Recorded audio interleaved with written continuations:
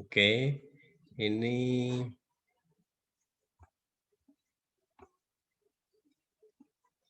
materi 8 tentang pembentukan bayangan. Yang pertama yaitu bayangan yang dibentuk oleh cermin datar, kemudian ada bayangan yang dibentuk oleh cermin sferis, atau ini cermin sferis ini maksudnya cermin cembung sama cekung ya. Kemudian bayangan yang dibentuk oleh refraksi, refraksi ini pembiasan, kemudian ada lensa tipis, kemudian ada abrasi lensa, itu apa saja, kemudian ada kamera, ini alat-alat optik ya, kamera, mata, kaca pembesar, dan sampai teleskop. Kemudian yang awal ini tentang pembentukan bayangan di cermin datar. Oke, cermin datar pakai hukum pemantulan ya, sudut datang sama dengan sudut pantul, gitu aja. Akhirnya ketemu seperti ini, pakai sinar bermacam-macam sinar, boleh bebas, nanti bisa terbentuk bayangan. Bayangannya bersifat maya. Oke, ini gampang, langsung kita lanjutkan. Oke, ini bayangan yang dibentuk oleh cermin datar. Bayangan yang dibentuk oleh cermin datar terbalik atau tegak? Oke, ada yang tahu? Bayangan yang dibentuk oleh cermin datar itu terbalik atau tegak? Tegak. Sebenarnya kalau dilihat dari terbalik atau tegaknya, dia tetap tegak ya, karena menghadap ke atas. Tetapi ternyata sisi depan dan sisi belakangnya tertukar. Coba Anda kalau mencerminkan jari ke depan ini ya, misalnya jari Anda itu menghadap ke utara, maka di cerminnya jari Anda itu menghadap ke selatan. Nah, yang tertukar adalah sisi depan dan sisi belakangnya. Tapi ada buku lain yang mengatakan sisi kanan dan sisi kirinya yang tertukar. Boleh. Tapi yang di buku ini mengatakan sisi depan dan sisi belakangnya yang tertukar. Ya. Kalau menghadap ke utara, permukaan dalamnya, maka bayangannya menghadap ke selatan permukaan dalamnya. Ya. Oke, kemudian, nah ini ada banyak cermin, atau ini minimal 2 cermin ya, membentuk sudut tertentu. Ini salah satu contohnya membentuk sudut 90 derajat. Ternyata satu benda memiliki 3 bayangan. Ya, jadi kalau ada 2 cermin dibentuk sudut tertentu, sudutnya kalau 90 derajat ini ada 3 bayangan. Kalau 60 derajat ada berapa bayangan? 60 derajat? Kalau 0 derajat? Nah, ini yang menarik ya. Kalau 0 derajat, nah rumusnya masih ingat rumusnya? Rumusnya ingat atau tidak? Oke, saya tuliskan rumusnya. Rumusnya ini ya. N sama dengan 360 per alfa dikurangi 1. Jadi kalau 90 ya 360 dibagi 90, ini kan 4 dikurangi 1, 3. Ini rumusnya jumlah bayangannya ya. Kalau sudutnya alfa, maka jumlahnya adalah N. Kalau misalnya alfanya 0 berapa? Alfanya 0? Tak hingga. Kalau ini 0 tak hingga. Jadi kalau ingin membuat 1000 bayangan seperti yang ada di Jatim Park, ya itu harus cerminnya 0 sudutnya. Artinya cerminnya berhadapan persis.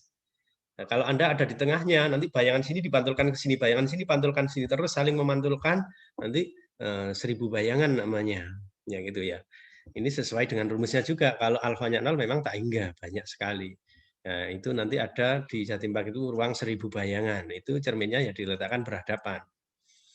Oke, kemudian kita masuk ke cermin sferis atau cermin lengkung. Cermin lengkung ini ada cermin cembung, ada cermin cekung ya.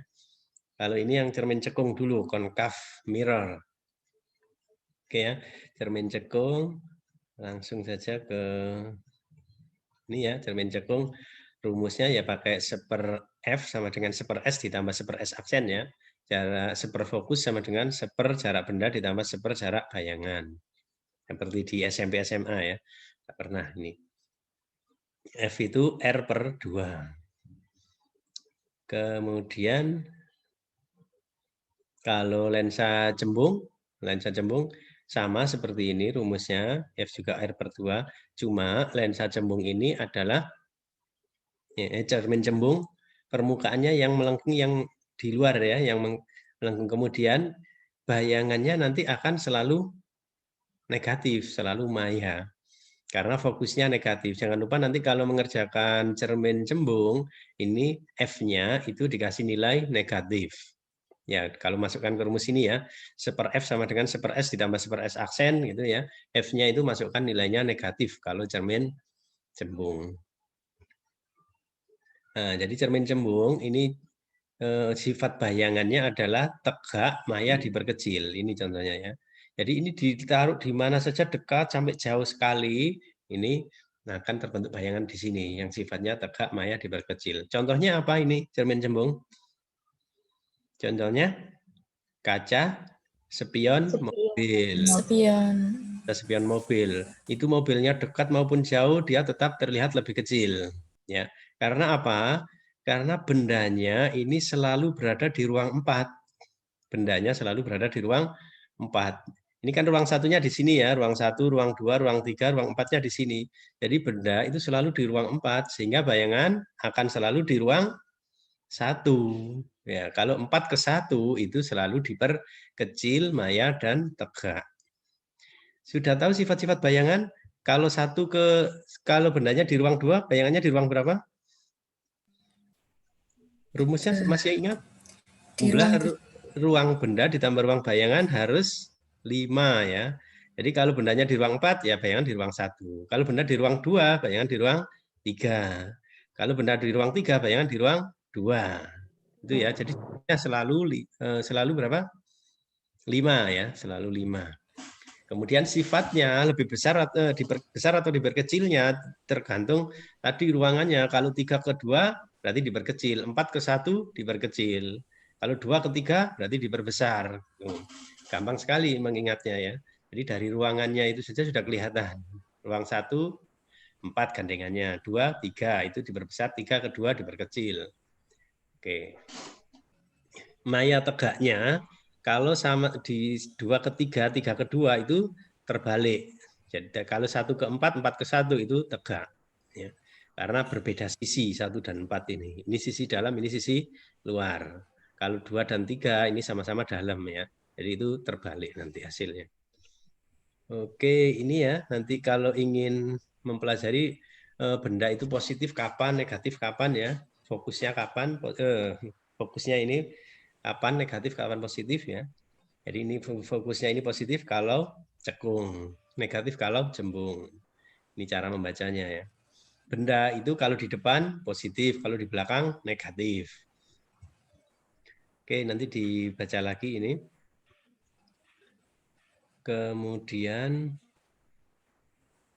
ini cara menggambar bayangan dengan menggunakan sinar-sinar istimewa ya. Saya yakin sudah bisa.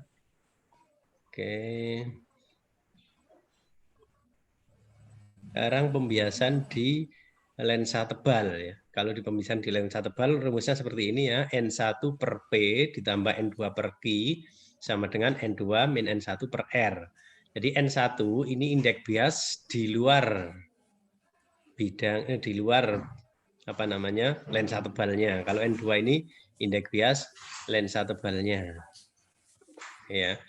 Kemudian P ini jarak bendanya, Q jarak bayangannya, R-nya adalah kelengkungan dari bidang biasnya ini.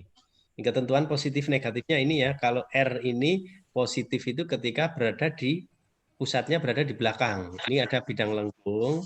Nanti ini positif kalau R-nya ada di belakangnya sini. Ya. Jadi kalau ini permukaannya cembung, itu positif. Gitu aja gampangnya. Ini permukaannya cembung, positif. Kalau permukaannya cekung, negatif. Kata lainnya seperti itu ya. Ketentuannya R-nya di belakang itu artinya R-nya di sini berarti permukaannya cembung. Kemudian, ini contoh-contohnya nanti dipelajari lagi ya. Kita langsung lensa tipis yang paling sering dipakai. Ya. Ini pembentukan bayangan pada lensa tipis. Lensa tipis ini lensa yang biasa digunakan untuk alat-alat optik ya seperti kamera, mikroskop, kacamata dan yang lain. Ini rumusnya kalau kita menggunakan lensa tipis seperti rumus di itu ya. Ini masih rumus awal, langsung rumus jadinya saja ya biar cepat ya. Oke, ini ya pakai rumusnya. 1/F itu akan menjadi N-1 kali 1/R1 min 1/R2 atau seperti ya, pakai yang ini kalau indeks biasnya diketahui ya. 1/F sama dengan N/N1 min 1 kali 1/R1 min 1/R2. Ini jangan lupa di sini N ini yang atas ini adalah indeks bias lensanya. Sedangkan yang bawah ini adalah indeks bias medium. Kalau misalnya lensanya terbuat dari kaca, kemudian mediumnya adalah udara, maka yang atas ini indeks bias kaca, yang bawah indeks bias udara. Indeks bias udara 1, sehingga rumusnya jadi seperti ini. N lensa dibagi 1 karena digunakan di udara ya. Kurangi 1 sama dengan tidak kalikan ini. Nanti kalau misalnya itu tidak digunakan di udara, digunakan di air, maka harus pakai yang ini. N lensa dibagi N medium dikurangi 1 kali 1/R1 dikurangi 1/R2. Ya, pakai yang ini. Kemudian ketentuan R-nya R1 positif atau negatif sama R2 positif atau negatif itu ada caranya. Ini ada buku lain yang menggunakan di sini positif. Jangan sampai salah ya. Apakah salah kalau ini diganti positif? Ya, itu kriterianya berbeda. Jadi ada buku yang pakai min, ada buku yang pakai plus. Kalau buku yang pakai min seperti ini kajiannya adalah arah sinar. Jadi menentukannya seperti ini. Ini ada bayangan di sini, sinarnya dari kiri ketemu permukaan R1.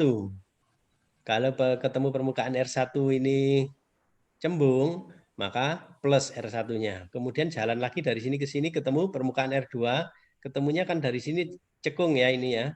Nah, maka dia negatif.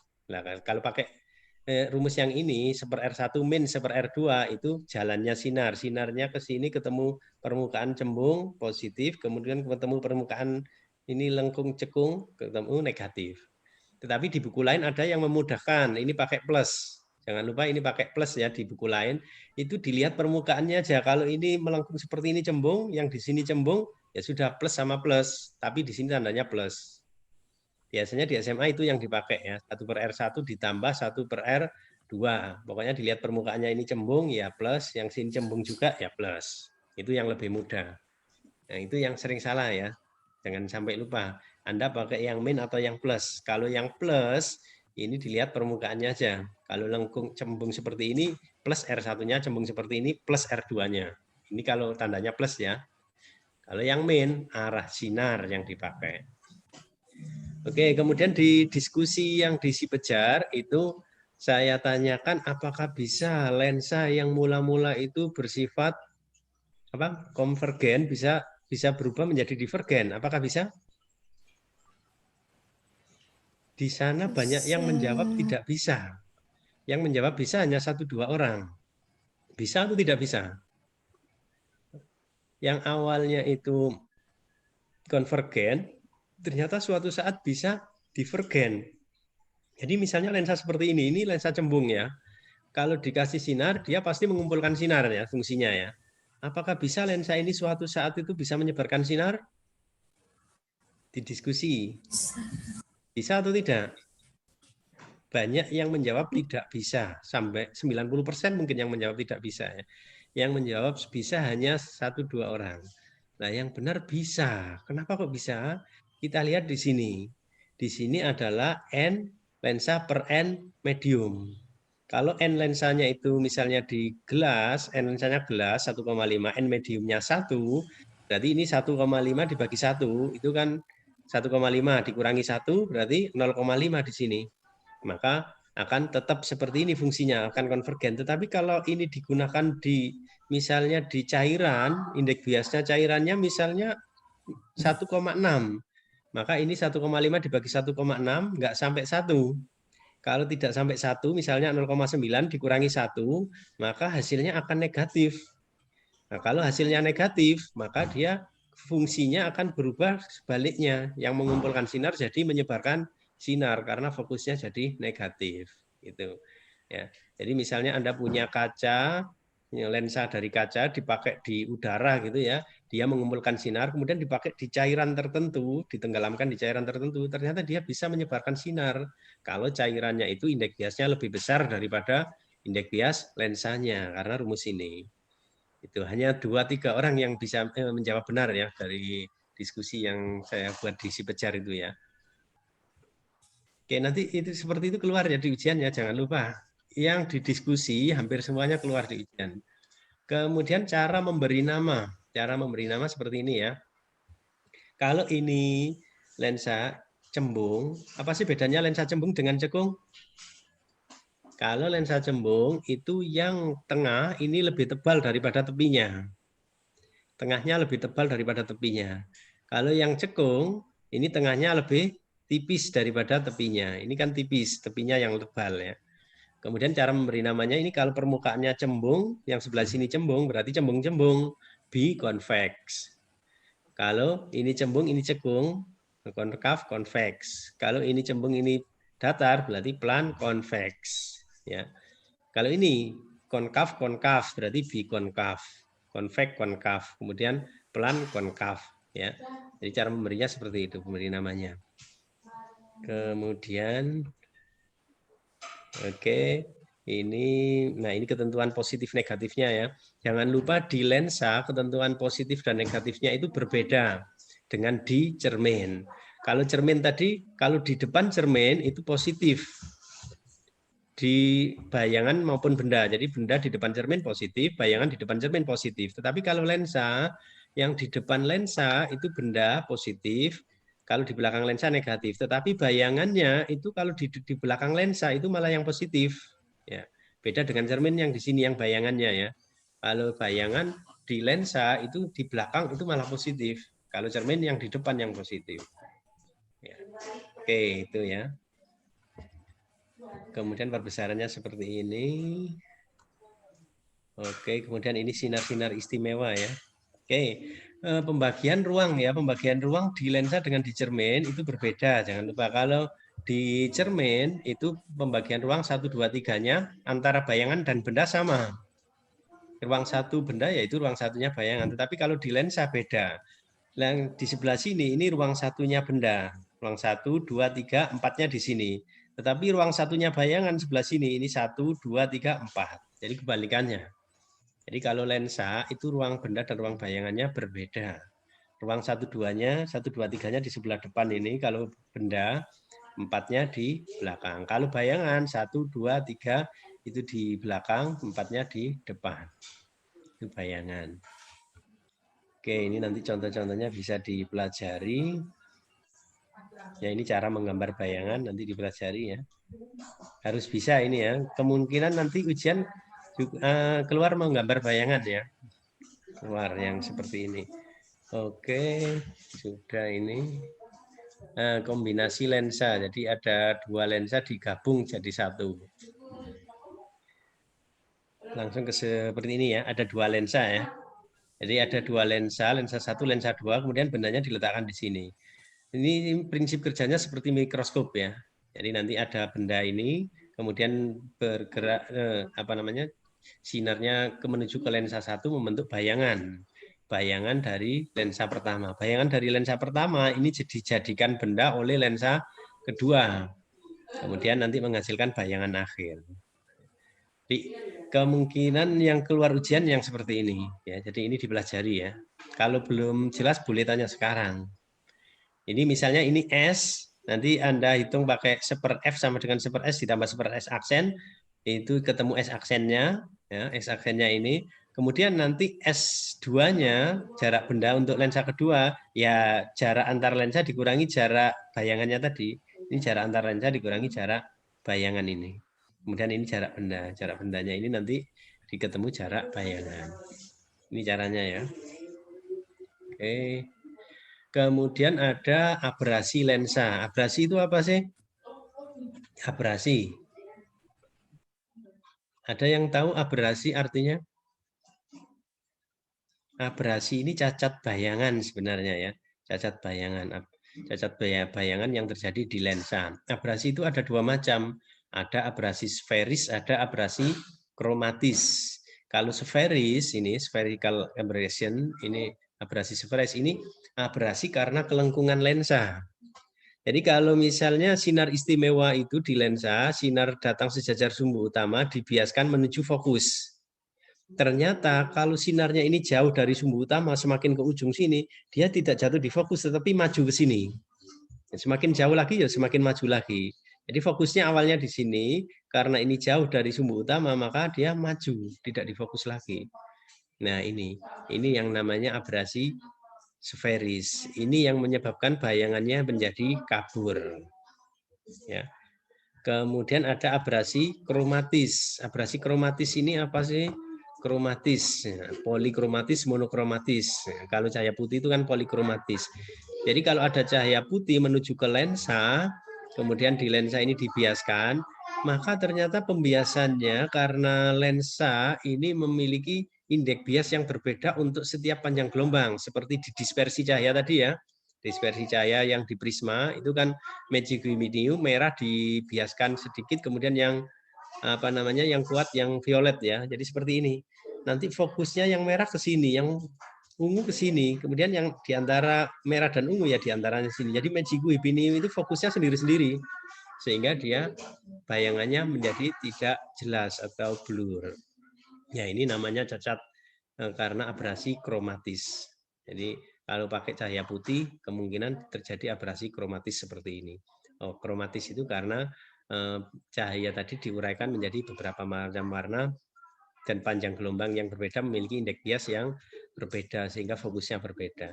Jadi ada dua macam abrasi, abrasi sferis, abrasi kromatis. Kemudian kalau ditanya misalnya di sekarang itu ada teleskop yang menggunakan cermin.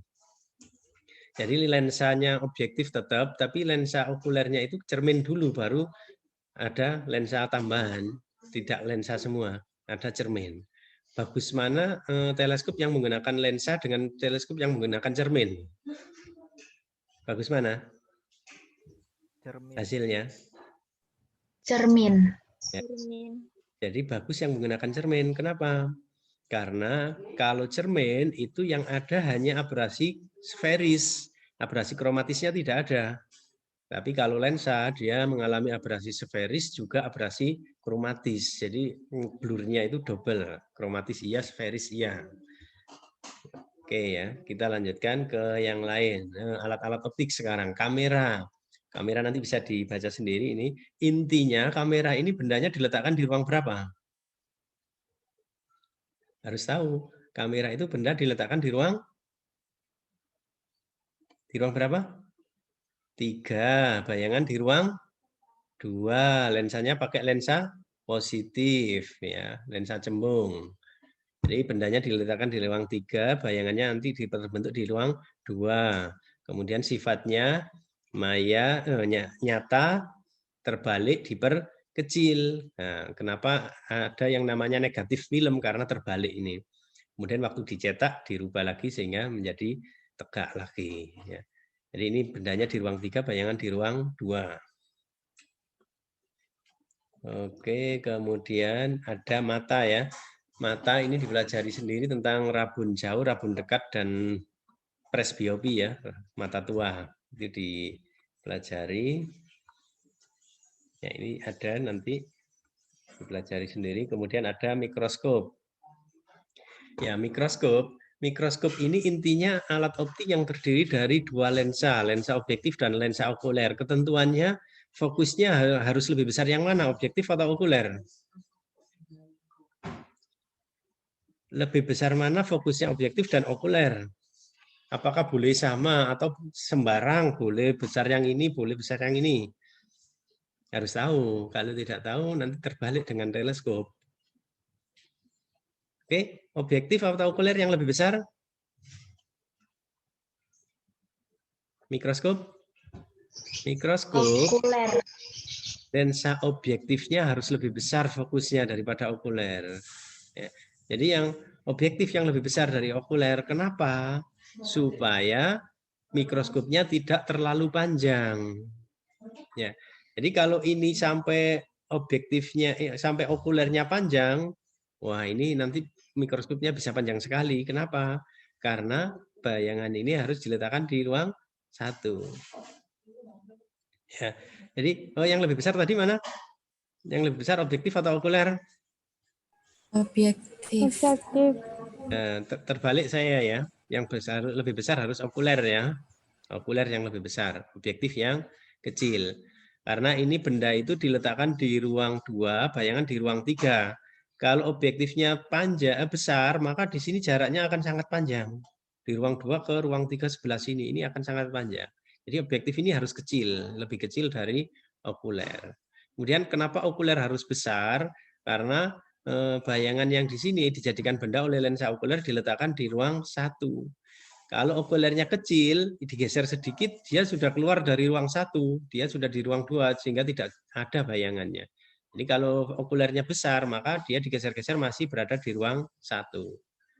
Jadi 2 alasan tadi ya, objektif harus kecil supaya tidak terlalu panjang, kemudian okuler harus besar supaya bayangan dari lensa objektif ini dijadikan benda oleh okuler ini tetap berada di ruang 1 walaupun digeser-geser, sehingga tetap dihasilkan bayangan. Ya, jadi okuler harus lebih besar dari objektif. Cara kerjanya bagaimana? Benda diletakkan di ruang berapa? Benda diletakkan di ruang 2, lensa objektif. Kemudian membentuk bayangan di ruang 3, lensa objektif. Jadi di ruang 2-nya lensa objektif ya menghasilkan bayangan di ruang 3-nya lensa objektif. Kemudian bayangan ini dijadikan benda oleh lensa okuler diletakkan di ruang 1-nya okuler. Jadi ruang 2 objektif menghasilkan bayangan di ruang 3 objektif, kemudian dijadikan benda oleh lensa okuler diletakkan di ruang 1. Kalau ingin mata rileks ya diletakkan di fokusnya okuler. Oke, kemudian nanti perbesaran dan yang lain bisa dipelajari sendiri. Kemudian teleskop. Ya, teleskop. Teleskop ini alat untuk melihat benda jauh agar tampak lebih jelas dan lebih dekat. Nah, ini ketentuannya berbeda dengan yang mikroskop. Jadi kalau teleskop itu objektif harus lebih besar dari okuler. Kalau yang mikroskop tadi okuler harus lebih besar dari objektif, tetapi kalau teleskop yang objektif harus lebih besar dari fokus lensa okuler. Fokusnya ya, fokusnya yang lebih besar. Fokus lensa objektif lebih besar dari fokus lensa okuler. Oke ya, nanti dibaca sendiri rumus-rumusnya.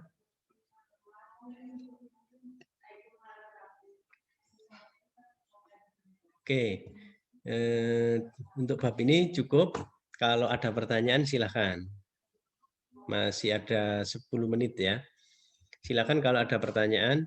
Nah, yang perlu dipelajari nanti di sini lensa kombinasi ya. Jadi ada 2 lensa diletakkan di depan dan di belakang. Itu cara menggambarnya bagaimana, cara menghitungnya bagaimana. Karena itu dasarnya untuk alat optik seperti mikroskop dan teleskop. Itu dasarnya itu. Jadi nanti ada benda diletakkan di depan lensa 1 menghasilkan bayangan, kemudian bayangan ini dijadikan benda oleh lensa 2, bayangannya lagi di mana. Seperti itu, menghitung dan menggambar. Oke, siap ya, seperti ada di contoh soal tadi ya, pelajari lagi. Oke, seperti itu yang ada kemungkinan keluar, karena itu kombinasi antara menghitung dan menggambar. Soal uraiannya mungkin 2 saja, tidak banyak-banyak ya nanti di ujian.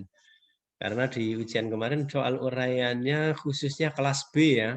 Kelas B ini yang sama jawabannya itu 80%. 80% itu sama. Jadi saya ngoreksinya paling cepat kelas B.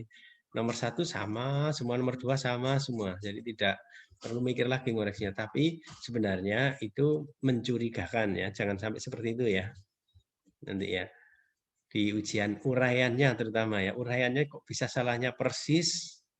Kemudian detail salahnya di mana itu sama, nah itu yang mencurigakan. Jangan terulang lagi seperti itu. Kalau yang UTS ya saya maafkanlah, biarkan saja dulu ya. Kalau UAS nanti jangan sampai mencontoh temannya atau jawabannya sama dengan temannya. Samanya itu bukan sama benarnya, ada yang sama salahnya. Masalahnya itu kalau sama salahnya ini kan jarang-jarang kalau tidak nyontoh. Oke ya, silakan tanya kalau ada masalah di bab ini. kemungkinan keluar di soal uraian ya. Ada pertanyaan? Pak, izin bertanya, Pak. Silakan. Itu yang untuk menentukan ruang-ruang tadi gimana ya, Pak? Saya masih bingung. Yang lensa atau cermin? Yang dua-duanya, Pak. Oke, kita lihat dulu ya. Coba saya buatkan dulu di sini ya. Semoga cukup waktunya, ini tinggal berapa ini.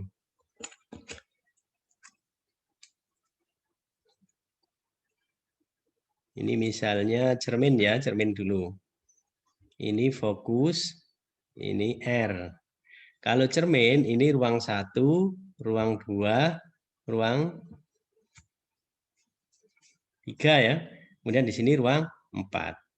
Jadi benda kalau di ruang sini ya ruang 1. Bayangan kalau di sini ya ruang 1. Jadi ruang satunya benda dan bayangan itu sama.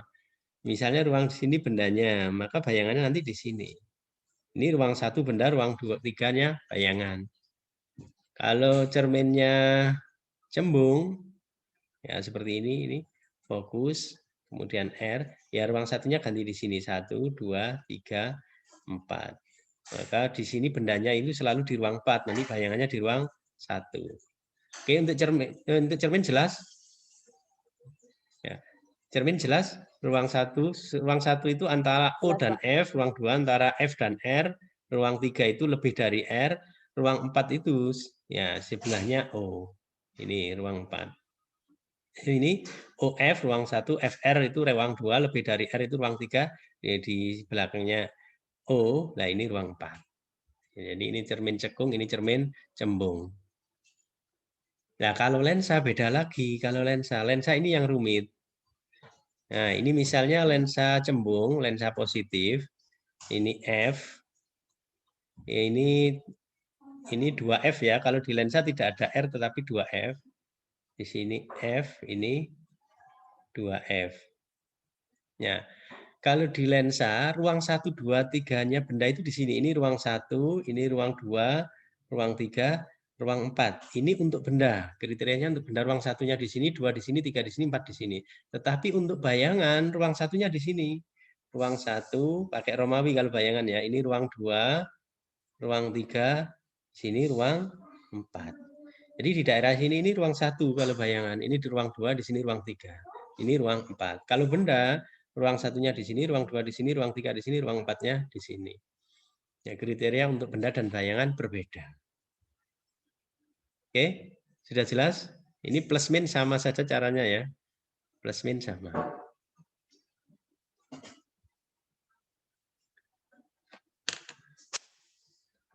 Oke, sudah jelas dari sini? Jelas, Pak. Terima kasih. Oke. Oke ya.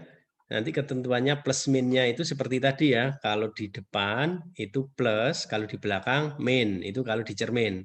Tetapi kalau di lensa, di depan itu plus, itu untuk benda, di belakang min, itu untuk benda. Tetapi untuk bayangan, di belakang malah plus, tapi di depan min. Jadi untuk yang lensa memang agak rumit. Ya. Lalu di depan itu plus untuk benda, di belakang min untuk benda. Tetapi kalau bayangan, di belakang min, di depan di belakang plus, di depan min, kebalikannya benda. Oke, ada pertanyaan lagi? Cukup? Oke, cukup ya. Cukup. Nanti kita usahakan tinggal sekali lagi nyambung, kita gabung itu ya yang difraksi dan interferensi itu ya.